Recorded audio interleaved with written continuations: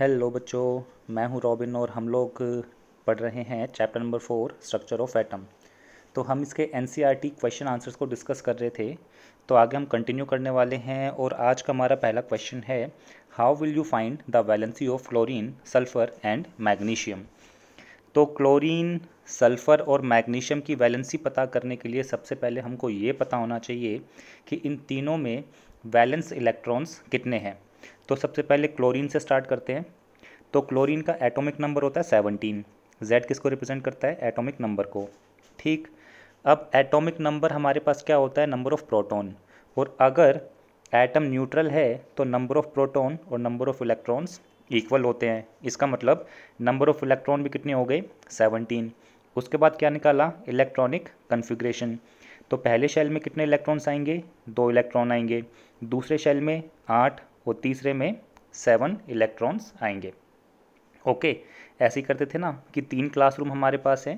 पहले क्लासरूम में maximum 2 student आ सकते हैं, तीसरे में 8 और दूसरे में 8 और तीसरे में 18 स्टूडेंट्स मैक्सिमम आ सकते हैं। ओके, लेकिन हमारे पास कितने हैं? 17। उन 17 में से 2 को मैंने यहाँ पे बैठाया, बचे कितने? 15। अब उन 15 में से 8 को मैंने इस रूम में बैठा दिया, बचे कितने? 7। तो 7 स्टूडेंट्स को मैंने थर्ड क्लासरूम में मतलब एम शेल में फिल कर दिया। तो ये क्या हो गया? Electronic configuration. अब वैलेंस इलेक्ट्रॉन क्या होता है? 7, है ना। अच्छा, वैलेंस इलेक्ट्रॉन क्या होता है कि आउटर मोस्ट शेल में कितने इलेक्ट्रॉन्स प्रेजेंट हैं। अब आउटर मोस्ट शेल कौन सा हो गया? एम शेल हो गया। इसमें इलेक्ट्रॉन कितने हैं? 7। और हम लोगों ने पढ़ा था कि अगर 5 से लेके और 8 तक आपके पास वैलेंस इलेक्ट्रॉन्स हों तो हम क्या करते हैं? 8 में से उसको माइनस कर देते हैं। अब जैसे यहाँ पे 7 है तो मैंने क्या करा? 8 माइनस 7 कर दिया। तो 8 माइनस 7 किया तो वैलेंसी कितनी आ जाएगी? 1। इसका मतलब क्लोरीन की जो वैलेंसी है वो कितनी है? 1 है। ओके, अच्छा यहाँ पे क्या लिखा हुआ है? -1। -1 लिखा हुआ है। तो जब हम 8 में से माइनस करते हैं तो वैलेंसी कैसी आती है? नेगेटिव। और जब हम एज इट इज़ लिख देते हैं तो वैलेंसी कैसी आती है? पॉजिटिव आती है। ओके, चलिए सल्फ़र की बात करते हैं। तो सल्फ़र का एटॉमिक नंबर है 16। और अगर एटॉमिक नंबर 16 है तो इसका मतलब नंबर ऑफ प्रोटॉन भी कितने हैं? 16। और अगर एटम न्यूट्रल है तो प्रोटॉन और इलेक्ट्रॉन भी इक्वल मिलेंगे। ओके, तो एटॉमिक नंबर 16 हो गया तो इलेक्ट्रॉन्स कितने हो गए? 16। अब जैसे हमने यहाँ पे निकाला इलेक्ट्रॉनिक कन्फिग्रेशन 287, तो यहाँ पे क्या आएगा? 286। ओके, इसका मतलब वैलेंस इलेक्ट्रॉन कितने हैं हमारे पास? 6 है। आउटर मोस्ट शेल में कितने इलेक्ट्रॉन्स हैं? 6 है ना। तो वैलेंस इलेक्ट्रॉन कितने हो गए? 6। अच्छा, अब जैसा कि अभी बताया था मैंने थोड़ी देर पहले कि अगर वैलेंस इलेक्ट्रॉन 5 से लेके 8 के बीच में आते हैं तो क्या करते हैं? 8 में से माइनस कर देते हैं। तो 8 में से 6 को माइनस किया तो क्या आ गया? 2 आ गया। लेकिन 8 में से माइनस किया है, इस वजह से वैलेंसी क्या होगी? यहाँ पे नेगेटिव होगी। ओके, तो सल्फ़र की जो वैलेंसी है वो कितनी होती है? -2 होती है। अच्छा, थर्ड हमारे पास रह गया मैग्नीशियम। अब मैग्नीशियम की बात करते हैं। एटॉमिक नंबर कितना है? 12 है। तो इलेक्ट्रॉन्स कितने हो जाएंगे? 12। कन्फिग्रेशन क्या हो गया? 282। तो जैसे पिछले 2 का निकाला था, इसका आप खुद से ट्राई कीजिएगा। के शेल में कितने हो गए? 2। एल शेल में कितने हो गए? 8। एम शेल में कितने हो गए? 2 इलेक्ट्रॉन हो गए। आउटर मोस्ट शेल में कितने इलेक्ट्रॉन्स हैं? 2 इलेक्ट्रॉन है। तो वैलेंस इलेक्ट्रॉन क्या हो गए? 2। तो अगर वैलेंस इलेक्ट्रॉन 1 से लेके 4 तक आते हैं तो हम वैलेंसी एज इट इज़ ले लेते हैं। अगर 5 to 8 के बीच में हो तो वैलेंसी कैसे निकालते हैं? 8 में से माइनस कर देते हैं, है ना। तो यहाँ पे वैलेंसी है, वैलेंस इलेक्ट्रॉन कितने हैं? 2 है। तो वैलेंसी एज इट इज़ लिखी जाएगी। और जब 8 में से माइनस नहीं किया जाता तो वैलेंसी क्या आती है? पॉजिटिव आती है। जब 8 में से माइनस किया जाता है तो वैलेंसी क्या आती है? नेगेटिव आती है। ओके, ये आपका एनसीईआरटी का क्वेश्चन है, आप देख लीजिएगा एक बार बुक के अंदर। नेक्स्ट क्वेश्चन है, if number of electrons in an atom is 8 and number of proton is also 8, then what is the atomic number of atom. हम बार बार पढ़ते आ रहे हैं कि जो एटॉमिक नंबर होता है वो होता है नंबर ऑफ प्रोटॉन। ठीक है, तो एटॉमिक नंबर होता है नंबर ऑफ प्रोटॉन और यहाँ पे नंबर ऑफ प्रोटॉन कितना गिवन है? 8। तो एटॉमिक नंबर कितना हो जाएगा? 8 हो जाएगा। सिंपल। उसके बाद इसने बोला, what is the charge on the atom. Atom के ऊपर चार्ज कितना है। अच्छा, अब इलेक्ट्रॉन्स कितने हैं? 8 है। ठीक, इलेक्ट्रॉन्स कितने हैं? नंबर ऑफ इलेक्ट्रॉन्स कितने हैं? 8। नंबर ऑफ प्रोटॉन कितने हैं? 8।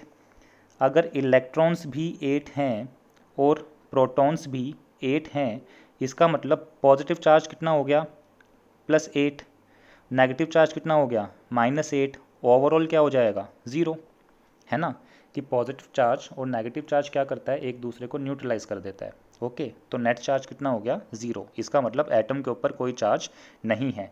इन an atom the number of protons is equal to the number of electrons, hence both the charges positive and negative neutralize each other, therefore the atom does not possess any charge। इसका मतलब इस atom के ऊपर कितना charge होगा 0 charge, या फिर आप कह सकते हैं कि ये एटम कैसा होगा न्यूट्रल होगा।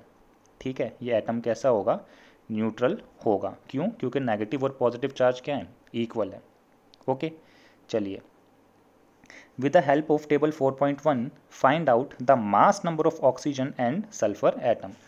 तो आपकी बुक में टेबल दी हुई है इस चैप्टर के अंदर, और आपको पिक भी भेजी थी मैंने व्हाट्सएप पे।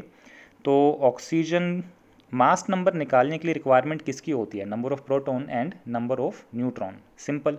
तो उस टेबल को जब हमने देखा तो पता लगाया कि नंबर ऑफ प्रोटॉन कितने हैं 8, ऑक्सीजन की बात कर रहा हूँ यहाँ पे, नंबर ऑफ प्रोटॉन कितने हैं 8, नंबर ऑफ न्यूट्रॉन भी कितने हैं 8। ओके, तो मास नंबर क्या हो जाएगा, number of proton plus number of neutron, तो मास नंबर कितना हो गया 8 + 8 16। इसका मतलब ऑक्सीजन का मास नंबर कितना होता है 16 होता है। अब बात करते हैं सल्फ़र की। अगर टेबल में आप रीड करेंगे तो नंबर ऑफ प्रोटॉन कितने हैं सल्फ़र के 16 है। ओके, और सल्फ़र के नंबर ऑफ न्यूट्रॉन कितने हैं 16, इसका मतलब उसका मास नंबर कितना हो गया 32, 16 + 16, सिंपल। ठीक है, इसके क्वेश्चन हम काफ़ी प्रैक्टिस कर चुके हैं, आप इसको एक बार खुद से भी करके देख लीजिएगा। ओके, चलिए, नेक्स्ट क्वेश्चन है, for the symbol HDNT tabulate 3 सब atomic particles found in each of them. H का मतलब होता है प्रोटियम, आइसोटॉप की बात कर रहा है ये इस बार। H का मतलब क्या होता है प्रोटियम, D का मतलब क्या होता है ड्यूटीरियम, एंड T का मतलब क्या होता है ट्रीटियम। और ये जो हमारे पास नोटेशन है, इसको हम रिप्रेजेंट करते हैं कैपिटल H, इसको रिप्रेजेंट करते हैं कैपिटल D, और इसको रिप्रेजेंट करते हैं कैपिटल T से। तो कहना चाह रहा है कि प्रोटियम, ड्यूटीरियम एंड ट्रीटियम के लिए हमें इसके सब एटॉमिक पार्टिकल्स फाइंड आउट करने हैं, मतलब कि इन तीनों में कितने इलेक्ट्रॉन्स हैं, कितने प्रोटॉन्स हैं और कितने न्यूट्रॉन्स हैं। ओके, तो जैसा कि इस नोटेशन में लिखा हुआ है कि नीचे वाला नंबर क्या बताता है एटॉमिक नंबर, और ऊपर वाला नंबर क्या बताता है मास नंबर। ठीक है, तो प्रोटियम का एटॉमिक नंबर कितना है 1 और मास नंबर कितना है 1। अच्छा, ड्यूटीरियम के लिए एटॉमिक नंबर है 1 और मास नंबर कितना है 2, और ट्रीटियम के लिए एटॉमिक नंबर है 1 और मास नंबर कितना है 3। ओके, तो टेबल बना लेते हैं। तो प्रोटियम के लिए मास नंबर गिवन था 1, एटॉमिक नंबर कितना था 1। अगर एटॉमिक नंबर 1 है तो नंबर ऑफ प्रोटॉन भी कितना हो गया 1, और अगर एटम न्यूट्रल है तो नंबर ऑफ इलेक्ट्रॉन भी कितना हो जाएगा 1 हो जाएगा। अच्छा, अब मास नंबर किसके इक्वल होता है, मास नंबर किसके इक्वल होता है number of proton plus number of neutron, है ना। तो मुझे मास नंबर गिवन है कितना 1, प्रोटॉन भी कितना गिवन है 1, तो नंबर ऑफ न्यूट्रॉन कितना आ जाएगा, सिंपल मैथमेटिकल कैलकुलेशन है वो, तो नंबर ऑफ न्यूट्रॉन मेरे पास आ जाएंगे 0। ओके, अच्छा, अब बात करते हैं ड्यूटीरियम की। तो ड्यूटीरियम का मास नंबर कितना है 2, एटॉमिक नंबर कितना है 1। अगर एटॉमिक नंबर 1 है तो नंबर ऑफ प्रोटॉन भी कितने हो जाएंगे 1। अच्छा, अगर एटम न्यूट्रल है तो प्रोटॉन और इलेक्ट्रॉन क्या होते हैं इक्वल होते हैं, तो नंबर ऑफ इलेक्ट्रॉन भी कितने हो गए 1 हो गए। अच्छा, तो इस फॉर्मूले का यूज़ करके आप मास नंबर ऑफ इलेक्ट्रॉन्स भी फाइंड आउट कर लेंगे। तो मैंने क्या किया, मास नंबर में से नंबर ऑफ प्रोटॉन को सब्ट्रैक्ट कर दिया, तो नंबर ऑफ न्यूट्रॉन कितने आ गए 1 आ गए। ओके, अच्छा, और बात करते हैं ट्रीटियम की। तो मास नंबर कितना 3, एटॉमिक नंबर कितना 1, तो नंबर ऑफ प्रोटॉन भी कितने हो गए 1। मास नंबर 3 है, प्रोटॉन कितना है 1 है, तो न्यूट्रॉन कितने आ जाएंगे 2। अच्छा, प्रोटॉन 1 है तो इलेक्ट्रॉन भी कितने आ जाएंगे 1। ओके, तो ये हमारे पास ये तीनों के तीनों क्या हैं सब एटॉमिक पार्टिकल, कि हमें ये पता करना था कि इनमें नंबर ऑफ प्रोटॉन कितने हैं, नंबर ऑफ इलेक्ट्रॉन्स कितने हैं एंड नंबर ऑफ न्यूट्रॉन्स कितने आएंगे। ठीक है, चलिए, write the electronic configuration of any one pair of isotopes and isobars. तो सबसे पहले आइसोटॉप की बात करते हैं। Isotopes are atoms which have the same atomic number but different mass number. तो वो एटम्स जिनका एटॉमिक नंबर तो सेम होता है लेकिन मास नंबर डिफरेंट होता है उन्हें क्या बोला जाता है, आइसोटॉप्स। और ये हमारे पास है एग्जाम्पल कार्बन का, कि कार्बन यहाँ पे अगर आप देखेंगे तो एटॉमिक नंबर क्या है 6, लेकिन मास नंबर एक का कितना है 12 और एक का कितना है 14। खैर वो मास नंबर की बात नहीं कर रहा, उसने क्या पूछा है इलेक्ट्रॉनिक कन्फिग्रेशन, तो मुझे क्या चाहिए नंबर ऑफ इलेक्ट्रॉन्स। तो अगर एटॉमिक नंबर 6 है तो यही क्या हो गया मेरे पास नंबर ऑफ प्रोटॉन, और क्योंकि यहाँ पे एटम अभी न्यूट्रल है तो नंबर ऑफ इलेक्ट्रॉन्स भी कितने हो जाएंगे 6। तो मुझे क्या निकालना था इलेक्ट्रॉनिक कन्फिग्रेशन, तो इसका मतलब के शेल में कितने इलेक्ट्रॉन्स आ जाएंगे 2 इलेक्ट्रॉन, एंड एल शेल में कितने आ जाएंगे 4 इलेक्ट्रॉन्स आ जाएंगे। ओके चलिए अब बात करते हैं आइसोबार की। तो आइसोबार क्या होता है, isobars are the atoms which have the same mass number but different atomic number. तो आइसोटॉप आइसोबार एक दूसरे के अपोजिट होते हैं, कि एक में एटॉमिक नंबर सेम होता है मास नंबर डिफरेंट होता है, एक में मास नंबर सेम होता है एटॉमिक नंबर डिफरेंट होता है। चलिए एग्जांपल देख लेते हैं। तो ये हमारे पास एग्जांपल है कैल्शियम और आर्गन का, ठीक है। तो आइसोबार में एटॉमिक नंबर होता है डिफरेंट, तो कैल्शियम का एटॉमिक नंबर कितना गिवन है 20 और आर्गन का एटॉमिक नंबर कितना गिवन है 18। और क्योंकि मुझे इलेक्ट्रॉनिक कन्फिग्रेशन निकालना है तो मैं बात करता हूँ सीधे सीधे इनके एटॉमिक नंबर की। तो एक का एटॉमिक नंबर है 20 और दूसरे का एटॉमिक नंबर कितना है 18। तो अगर मैं इनको फिल करूँगा तो पहली क्लास में 2 बच्चे आ सकते हैं, दूसरी क्लास में 8 बच्चे कितने 10। अच्छा तो इसका मतलब तीसरी क्लास में 8 आएंगे और चौथी क्लास में 2 स्टूडेंट आएंगे, ठीक है। अब क्वेश्चन उठता है सर तीसरी क्लास की तो कैपेसिटी 18 की थी, तो आपने यहाँ पे 8 ही क्यों फिल किए। तो इसका रीज़न ये होता है कि जब हम इलेक्ट्रॉनिक कन्फिग्रेशन मतलब इलेक्ट्रॉन्स को फिल करते हैं तो उसमें एक रूल लिखा हुआ है कि आप आउटर मोस्ट शेल में 8 इलेक्ट्रॉन से ज़्यादा फिल नहीं कर सकते। तो अगर मैंने आउटर मोस्ट शेल में 10 इलेक्ट्रॉन फिल कर दिए होते तो ये उस रूल का वायलेशन हो जाता, ठीक है। इसका मतलब मैंने क्या करा कि तीसरे क्लासरूम में 8 स्टूडेंट्स को बैठा दिया और चौथे क्लासरूम में 2 स्टूडेंट्स को बैठा दिया। ओके अब बात करता हूँ आर्गन की। आर्गन का तो सिंपल है 2,8,8 है ना, पहले क्लासरूम में 2 स्टूडेंट्स, दूसरे में 8 और तीसरे में भी 8 स्टूडेंट्स बैठा दिए जाएंगे, सिंपल। चलिए अगली बात करते हैं, compare the properties of electrons protons and neutrons. हालांकि हम पहले कर चुके हैं, एक बार फिर से कर लेते हैं। प्रोटॉन की बात करें तो इसका रिलेटिव मास कितना होता है 1 यूनिफाइड मास। चार्ज कितना होता है इसके ऊपर पॉजिटिव, तो +1। लोकेशन कि प्रोटॉन कहाँ मिलता है न्यूक्लियस में मिलता है, और डिस्कवरी किसने की थी ई गोल्डस्टीन ने। ओके न्यूट्रॉन की बात करें तो मास कितना होता है इसके ऊपर 1 यूनिफाइड मास। चार्ज कितना होता है 0 क्योंकि न्यूट्रॉन क्या होता है न्यूट्रल होता है। और लोकेशन की बात करूँ तो कहाँ पे मिलता है न्यूक्लियस के अंदर मिलता है। और डिस्कवरी किसने की थी जेम्स चैडविक ने, सिंपल। और बात करता हूँ इलेक्ट्रॉन की, तो इसका मास कितना होता है नेग्लिजिबल, ठीक है, लेकिन फिर भी अगर बात करूँ तो 1/1840 यूनिफाइड मास। अच्छा चार्ज क्या होता है इसके ऊपर नेगेटिव, तो क्या लिखा -1। और मिलता कहाँ पे है आउटसाइड न्यूक्लियस, यही बोलते हैं ना electrons revolve around the nucleus. और डिस्कवरी किसने की जे थॉमसन ने। ओके चलिए what are the limitations of J Thomson model of atom. तो वैसे तो हम ये कर चुके हैं लेकिन जल्दी से इसको क्विकली रिवाइज कर लेते हैं कि थॉमसन का मॉडल था क्या, कि उसने क्या बोला था कि एटम क्या होता है एक स्फीयर होता है और पॉजिटिव चार्ज इसके ऊपर होता है और अंदर नेगेटिव चार्ज क्या होता है एम्बेडेड होता है कुछ वाटरमेलन टाइप में, है ना। लेकिन लिमिटेशन क्या थी, Thomson could not properly define what the positively charge part of the atom really contain, कि वो ये नहीं बता पाया था कि ये जो तरबूज का पॉजिटिव पार्ट होता है ये एग्जैक्टली हमारे पास किस चीज़ का बना हुआ है। Okay second part, he did not clearly explain whether the electrons in the positively charged sphere are fixed और मूव अबाउट रैंडमली, कि वो ये भी नहीं बता पाया था कि जो हम कह रहे हैं कि इलेक्ट्रॉन्स इसके अंदर होते हैं वो फिक्स हैं या फिर मूव कर पा रहे हैं, ठीक। अच्छा नेक्स्ट क्वेश्चन हमारे पास आया, what are the limitations of Rutherford model of the atom.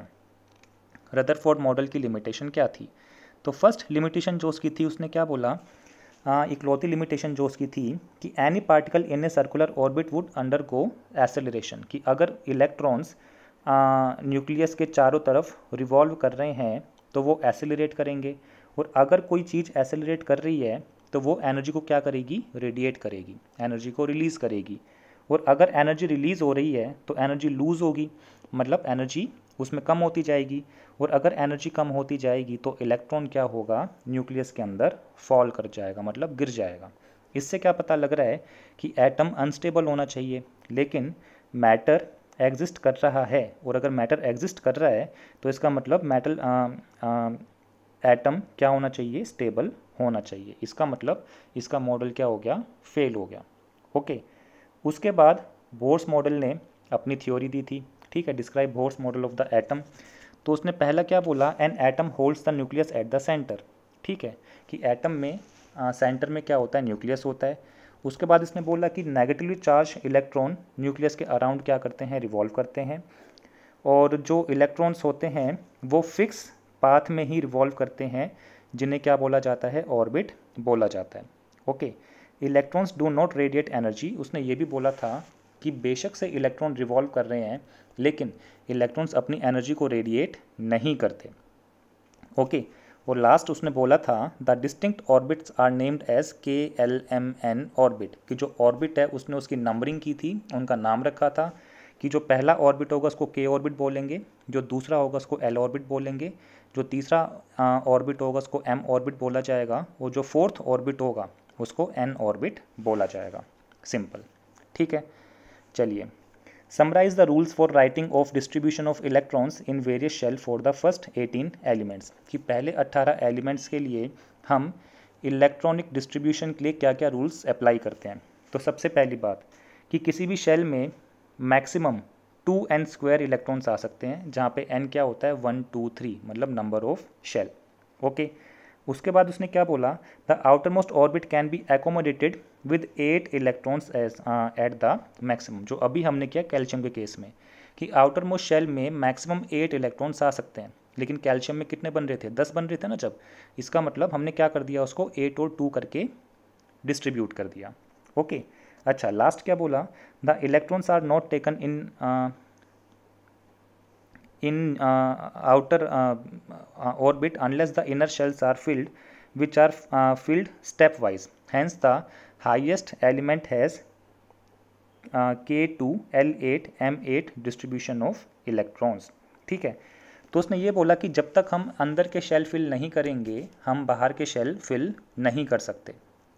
Okay, ठीक है, तो ये हमारे पास 3 रूल्स थे। अच्छा, अगली बात करते हैं, define valency by taking examples of silicon and oxygen. तो ऐसा क्वेश्चन हम सबसे पहला क्वेश्चन हमें यही किया था ना, क्लोरीन, सल्फर और मैग्नीशियम वाला। तो एक बार इसको फटाफट से कर लेते हैं जल्दी से। तो सिलिकॉन की अगर बात करें तो एटॉमिक नंबर कितना होता है, 14। इसका मतलब इलेक्ट्रॉन्स भी कितने हो गए, 14। तो कन्फिग्रेशन क्या बना, 2 8 एंड 4। तो वैलेंसी क्या हो जाएगी, 4, क्योंकि वैलेंस इलेक्ट्रॉन कितने हैं, 4 है। तो अगर 1 से लेकर 4 तक वैलेंस इलेक्ट्रॉन्स होते हैं तो वैलेंसी एज इट इज़ आ जाती है। तो क्या लिखा, वैलेंसी 4 लिखी। ओके, और अगर बात करते हैं ऑक्सीजन की, तो एटॉमिक नंबर कितना होता है, 8। इसका मतलब इलेक्ट्रॉन्स भी कितने हो गए, 8। तो कन्फिग्रेशन क्या हो गया, 2 एंड 6।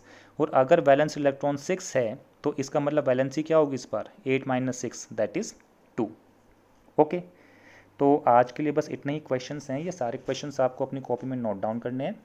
तो अगली क्लास में बाकी के क्वेश्चंस हम डिस्कस करेंगे। Thanks for watching, bye bye.